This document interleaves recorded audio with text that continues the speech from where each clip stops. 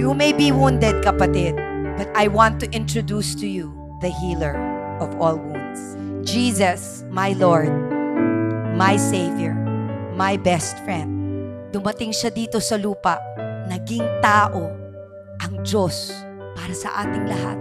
At pinili niya na mamatay sa krus dahil alam niya hindi natin kayang bayaran ang ating mga kasalanan. Dahil ang kabayaran ng kasalanan ay kamatayan. Kaya bilang Diyos, kinuha niya lahat yan at lahat ng sugat na tanggap niya. He took all the wounds and He said, bayad ko na yan. He took it at the cross and He died for our sins. Kaya ngayon, kapatid, it is the time to rejoice. Because you know na kung anong pinagdadaanan nyo, the Lord sees, the Lord knows. And He's saying, I'm ready to heal you. The question is, are you ready?